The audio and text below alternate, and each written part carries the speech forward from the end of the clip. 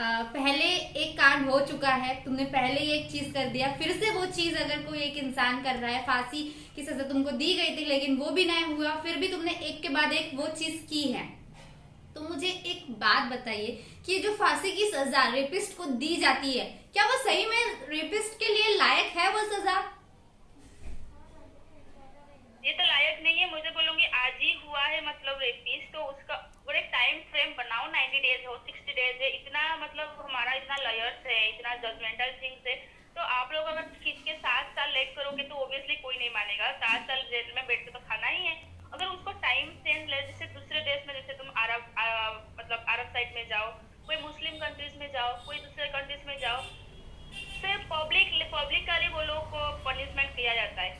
अगर वैसे अगर टाइम फ्रेम लिया जाता है, अगर ऐसा केस हुआ उसमें 90 डेज के अंदर में और 60 डेज के और 6 मंथ के अंदर में उनको ऐसे ही पनिशमेंट मिलेगा, तो मैं देखूंगी कौन साइज नहीं होगा। अगर तुम इसको खींच खींच के 7 साल लेके, 7 साल के जो पेन है सोसाइटी का, जो ये सुनना पड़ता है, उसका रेस्पॉन्सिबल कौन है?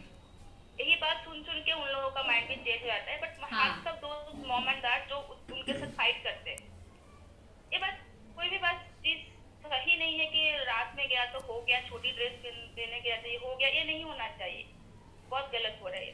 हाँ, हमारा जो इंडिया है, हम कैंपेन ही इसलिए चला रहे हैं बिकॉज हमारा इंडिया थोड़ा सा पिछड़ा हुआ है। अगर सब ठीक होता, अगर सब सही होता तो हमें कैंपेन निकालने की जरूरत पड़ती ही नहीं और हमें अवेयरनेस करने की जरूरत पड़ती ही नहीं। ठीक है। और एक चीज संपदा में बोलूं, लास्ट ईयर मैंने चेन्नई में एक जगह पे जो बीच क्लीनिंग एक्टिविटीज में गई हाँ। थी, वहाँ पे एक 2 फॉरेनर्स लेडीज भी ज्वाइन किए थे। ठीक है। उनके साथ मेरा बहुत अच्छा फ्रेंड अभी भी बन गए हम लोग। तो उसने बोले कि हम जब इंडिया आते हैं ना, इंडिया आने के बाद अगर सुनना पड़ती है मेरे घर में, वो लोग भी डर जाते हैं इंडिया मत जाओ because of this case. Yes. मतलब टूरिस्ट में भी ये इफेक्ट हो रहा है। ओके, तो टूरिस्ट में तो इफेक्ट हो ही रहा है।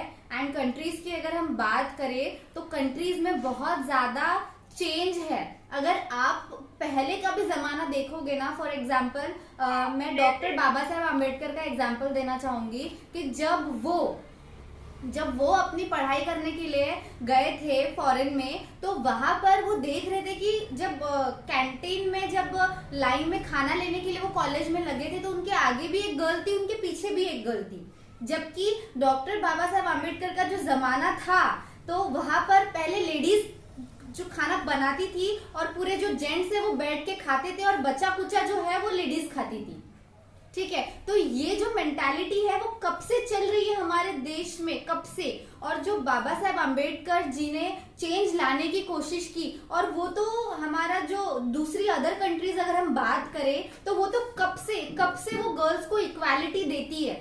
लेकिन हमारा इंडिया पहले से ही गर्ल्स को इक्वालिटी नहीं देना चाहता था, और आज भी बिकॉज ऑफ संविधान, बिकॉज ऑफ और कॉन्स्टिट्यूशन, अगर हमारे इंडिया में लड़कियों को 50% अधिकार यानी कि इक्वालिटी मिली हुई है, तब भी बहुत सारे लोग इसको अपना नहीं रहे क्योंकि उनके पास उतना नॉलेज ही नहीं है।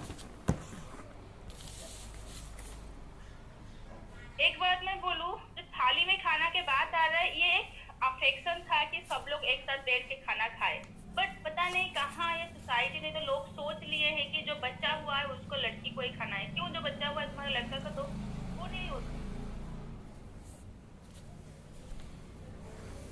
क्या? कॉलेज में तुम अगर 2 लड़का के साथ बैठ के बात करोगे तो घर में आओगे तो तभी तो लाइक साइक्लोन हो गया होगा। yes, ये yes, लड़की वहाँ पे क्या कर रही थी लड़का के साथ। मेरे साथ भी हुआ था, जैसे कि मेरा शादी फिक्स हो गया था, एंगेजमेंट फिक्स हो गया था। उसके बाद मैंने कहाँ गई थी कार्ड देने में, तो शायद वहाँ पे कोई मेरा दोस्त मिल गया, तो मैंने उसको बोली मुझे तो उधर से जा रहा है, मुझे घर पे छोड़ देना। मैंने वहां से उसका बाइक में बैठ के आई, तो मुझे वो घर में छोड़ के गया। मैं घर में आई तो इतना जोर से लग रहा है जैसे बम ब्लास्ट हो गया।